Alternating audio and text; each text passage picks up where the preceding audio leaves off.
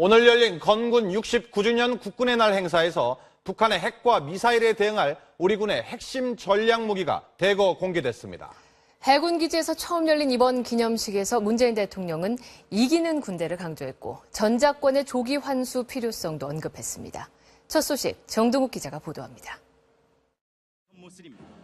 북한 전역을 타격할 수 있는 현무투계열 탄도미사일, 북한이 핵미사일 도발 징후를 보이면 선제 타격으로 위협을 제거하는 킬체인과 북한 도발에 광범위한 파괴력으로 응징하는 대량 응징 보복 체계의 핵심입니다. 특히 사거리 800km의 현무투시 실물이 처음으로 공개됐습니다. 1000km 떨어진 곳에 창문 표적을 맞힐 정도로 정밀도가 높은 현무3 순항미사일, 킬체인의 핵심 무기로 벙커 파괴자로 불리는 사거리 500km 타우러스 장거리 공대지 미사일도 선을 보였습니다.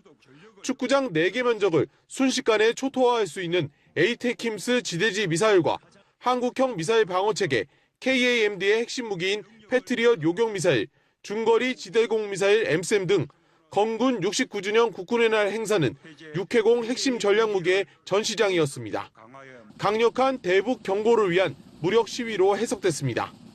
해군 기지인 이함대 사령부에서 기념식이 열린 것도 창군 이래 처음으로 육해공 3군 전력이 고르게 발전해야 한다는 문재인 대통령의 의지가 반영됐다고 청와대는 설명했습니다.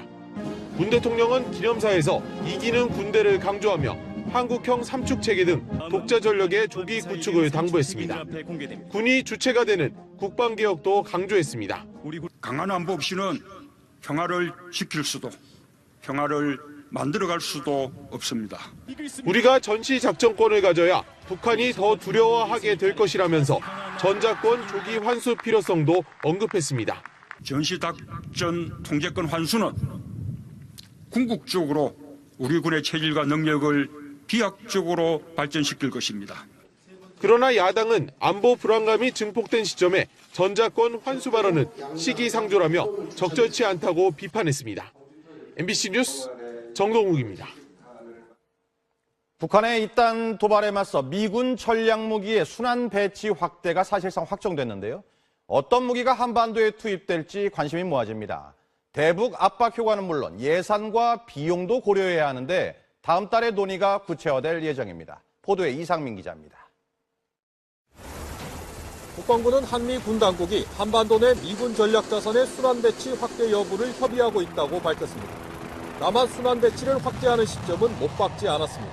한미 당국 간의 전략 자산의 한반도 순환 배치 확대와 관련하여 긴밀히 협의하고 있는 상황입니다. 순환 배치 확대로 투입된 미군의 전략 자산은 일단 본토보다는 한반도 인근에 있는 미군 기지에서 들여올 가능성이 높습니다. 현재 일본 이와쿠니와 오키나와 미군 기지에는 각각 F-35B와 F-22 스텔스 전투기가, 일본 요코스카 기지와 괌 앤더슨 기지에는 핵추진 항모 로널드 레이건호와 B-1B 전략 폭격기 등이 각각 배치되어 있습니다. 먼저 B-1B의 출격 횟수를 늘리는 방안이 거론됩니다.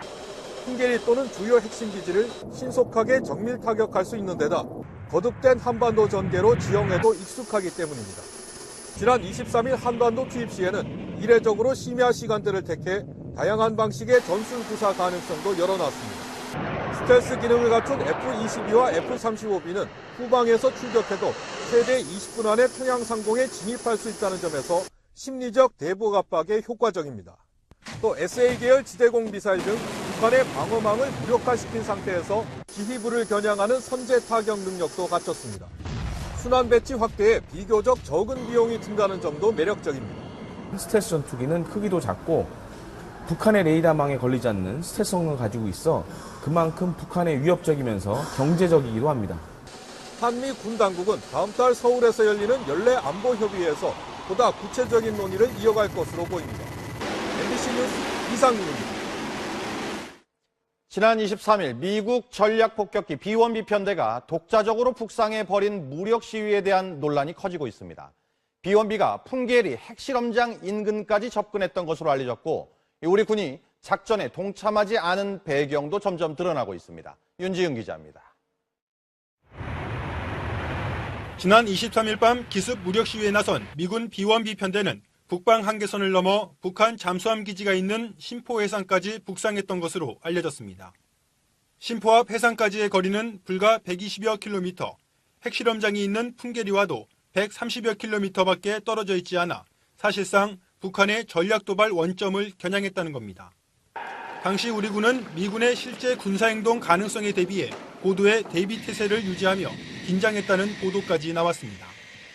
우리 군이 작전에 참여하지 않은 채 미군이 단독 전개한 이유에 대해 박수현 청와대 대변인은 북방 한계선 NLL 준수 차원에서 한국군이 참가하지 않았다고 밝혔습니다.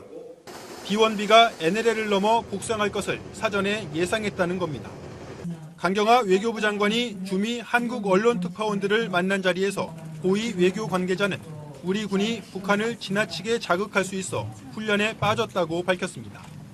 미국이 단독으로 북한을 응징할 수 있다는 그런 의지와 능력을 보여주려고 했다는 점에서 굳이 한국군과 함께 하지 않아도 된다는 생각을 가질 수 있을 것이고, 미국의 독자적인 대북 대응 가능성이 더욱 높아진 가운데 여당인 더불어민주당 우상호 전 원내대표가 미군의 전략자산 전개는 잘못됐으며 위협과 군사행동은 상당히 위험하다고 밝히는 등 비원비의 무력 시위를 비판하는 목소리까지 나왔습니다.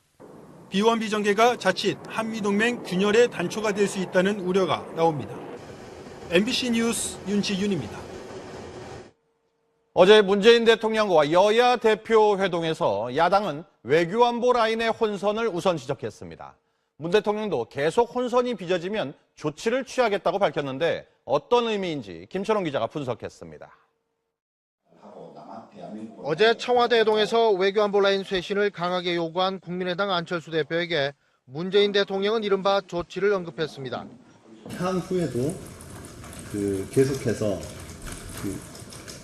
그런 혼선이 빚어져서 국민 불안이 현실화된다면 그때는 조치를 취하겠다. 문 대통령은 또 정부가 외교안보 문제와 남북 관계에 있어 한 목소리를 내야 한다고 생각하지 않는다.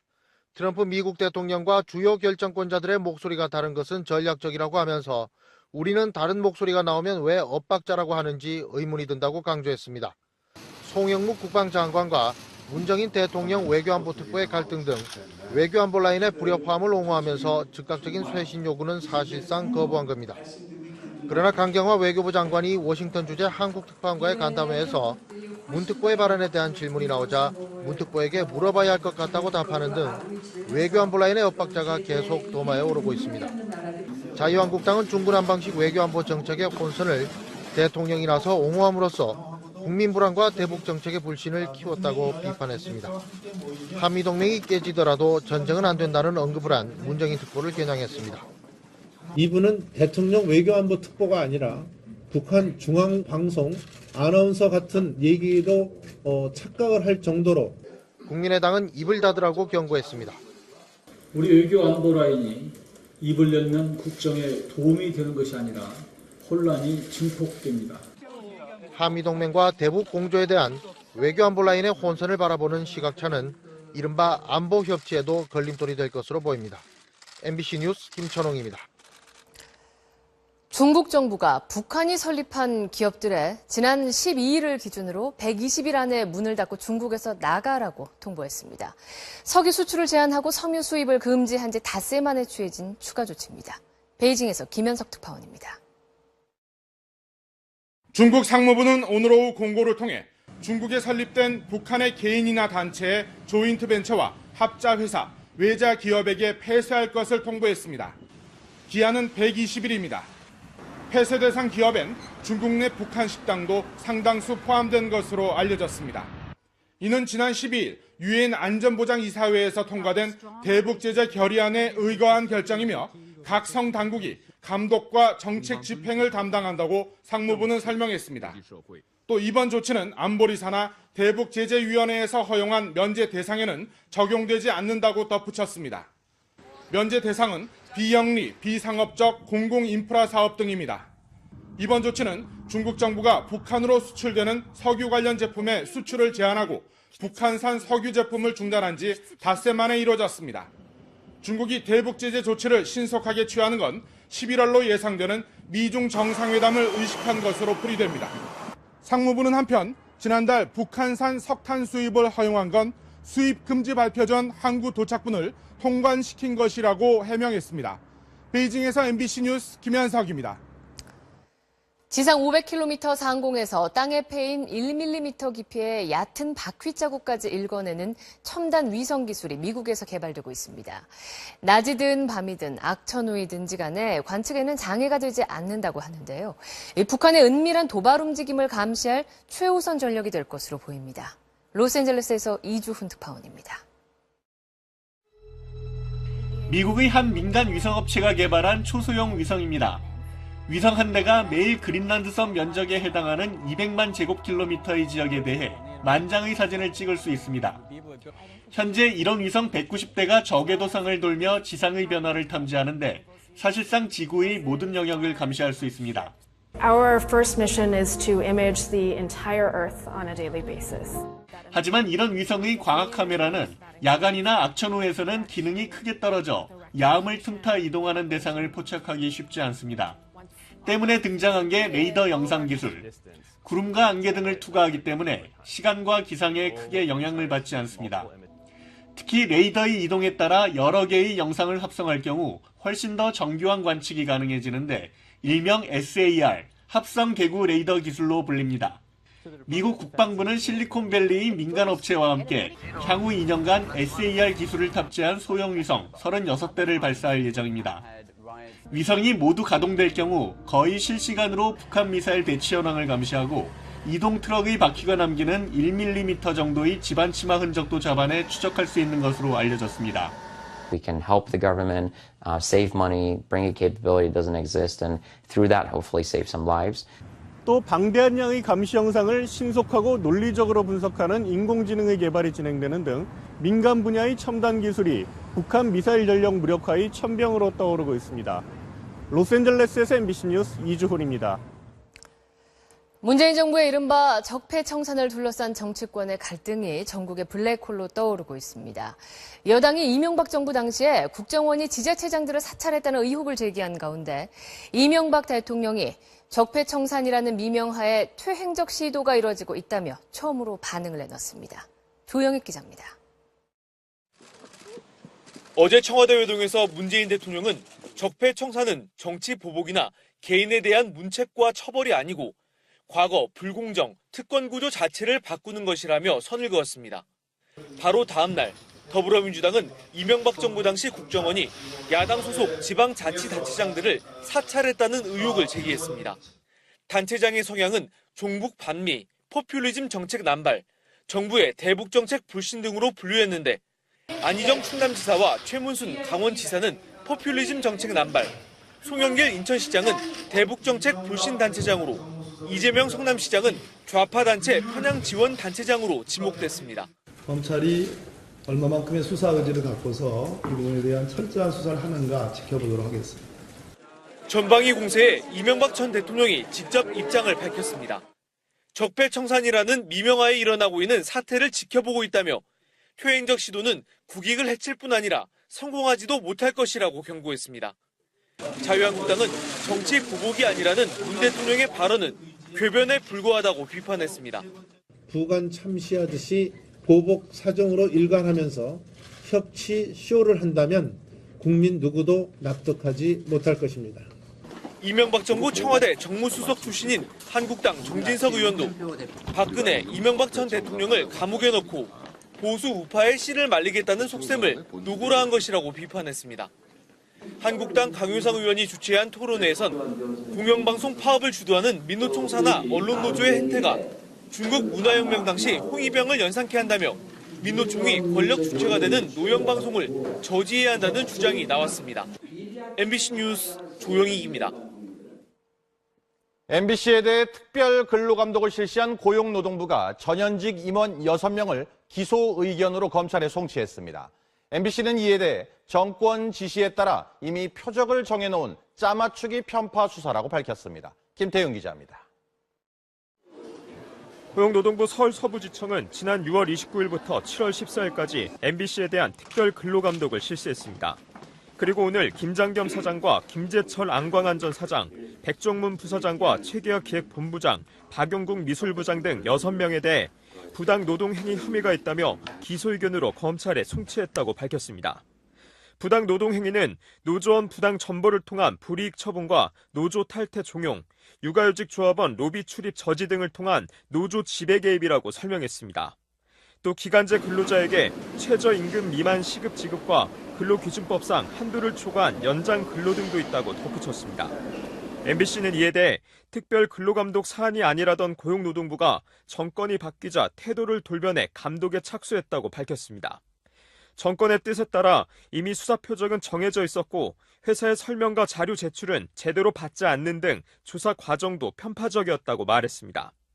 혐의로 제시한 주요 사안인 부당 정보와 육아휴직 조합원 로비 출입 저지 등은 이미 소송으로 다퉈졌거나 노동위에 제소돼 다뤄진 과거 사건들이라고 반박했습니다.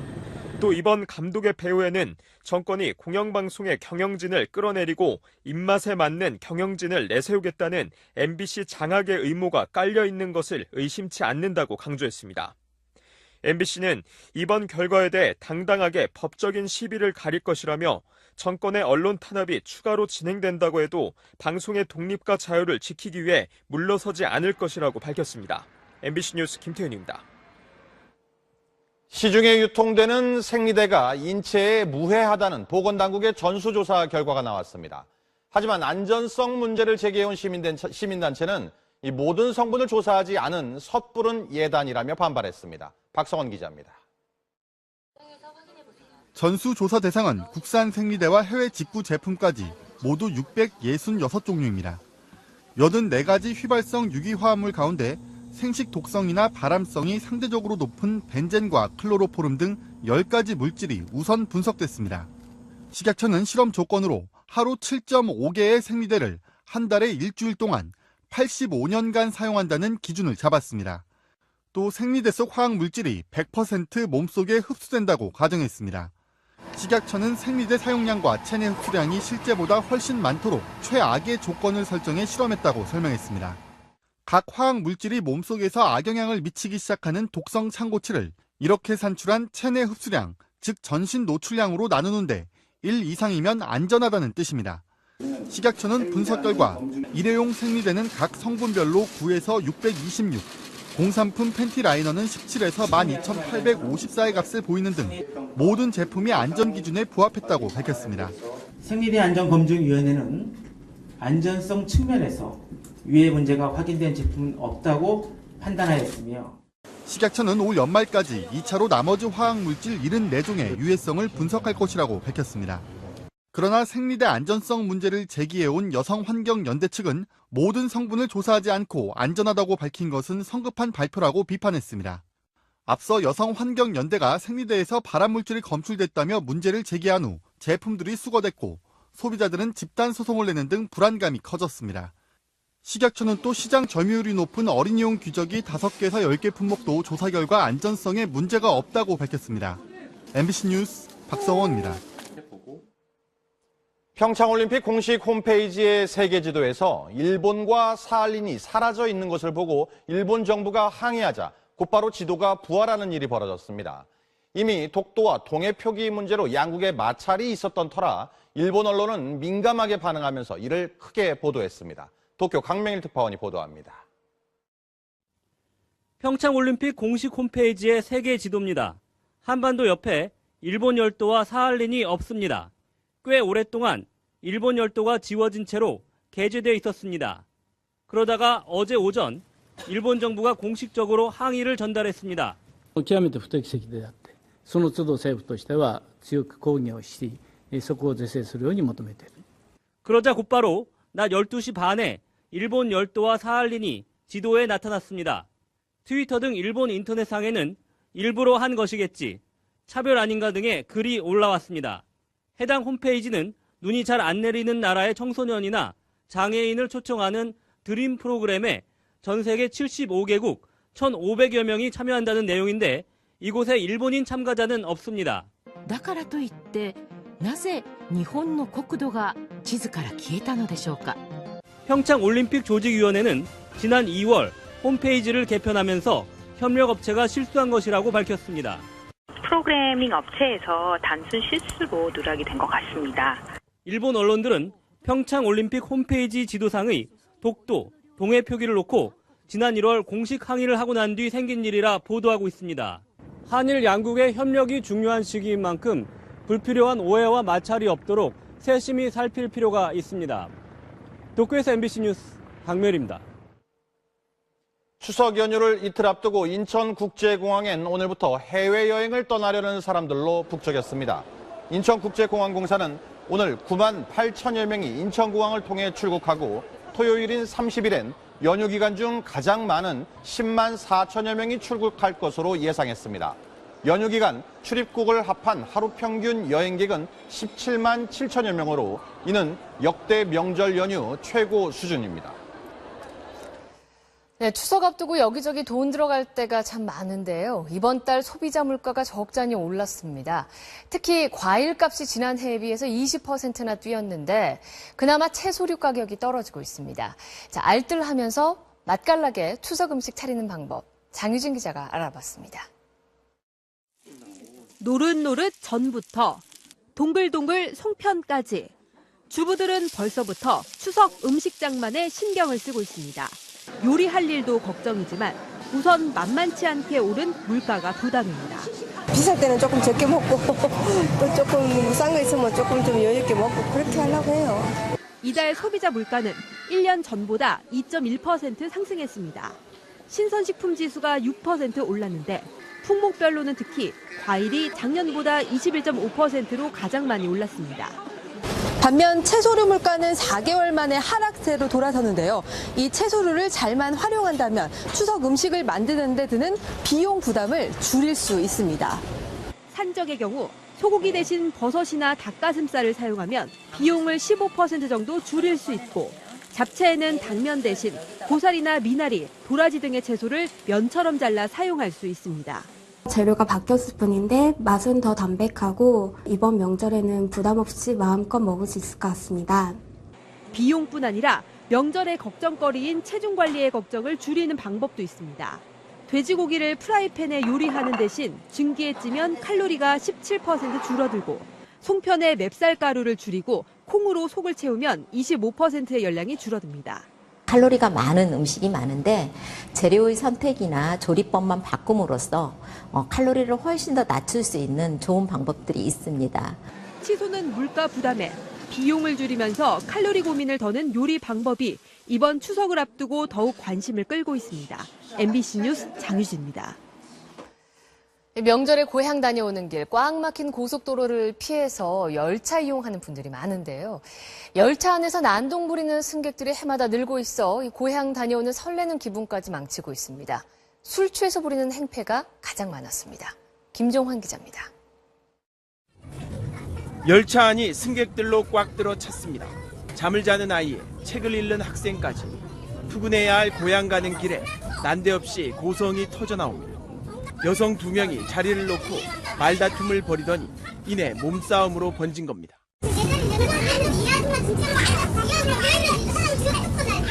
지난 5월 부산에서 서울로 가던 KTX 안에선 30대 남성이 표를 검사하던 승무원을 폭행하기도 했습니다.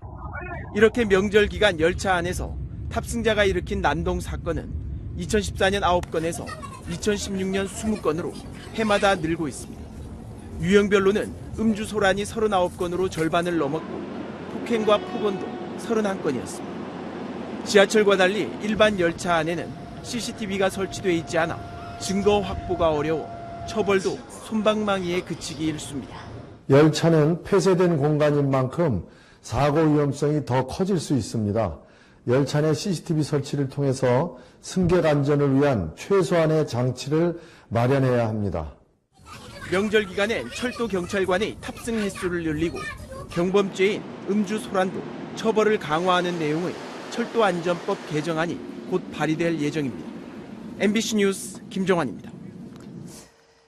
일본에서 아찔한 비행기 사고가 잇따랐습니다. 특히 상공을 날던 여객기에서 동체 부속이 떨어져 지상으로 낙하한 어이없는 사고가 최근 연이어 발생했습니다. 도쿄에서 전재호 특파원입니다. 지난 23일 일본 오사카의 한 도로, 하늘에서 커다란 물체가 신호를 기다리던 차량 위로 떨어집니다. 가로 1m, 세로 60cm가량의 흰색과 파란색이 섞여 있는 무게 4.3kg짜리. 말 그대로 마른 하늘의 날벼락입니다. 大きかったからね、このぐらいのあれやから。怖いわね、あれは。あんなの落ちてきたらね。 칸사이 공항을 이륙한 네덜란드 국적기 KLM 항공기의 부품이었습니다. 비행 도중 주날개와 동체 사이에서 분리돼 항로에서 4km가량 날아가 이곳에 떨어진 겁니다. 다행히 부품이 떨어진 장소에서도 승객들이 타고 있던 항공기에서도 다친 사람은 없었습니다. 非常に軽くてかつ丈夫、板ですのでですね、垂直に落ちるというか緩やかな落下で。 도쿄 인근 이바라키현에도 3kg쯤 나가는 오사카에서 떨어졌던 것과 비슷한 부품이 발견됐습니다. 이달 초 일본 국적기 ANA 항공기에서 떨어져 나간 패널로 보고 관계 당국이 조사를 시작했습니다. 지난 5일에는 이륙한 잘 항공기 엔진에서 불이 났습니다. 엔진이 연기에 휩싸인 채 하네다 공항 위를 선회하다 긴급 착륙했고 승객들은 공포에 떨었습니다. オーマイガーって言ってたんで、話を聞いたら、エンジンから火が吹いてたということだ。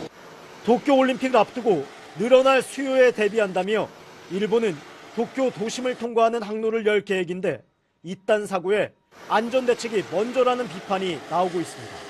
도쿄에서 MBC 뉴스 전조입니다.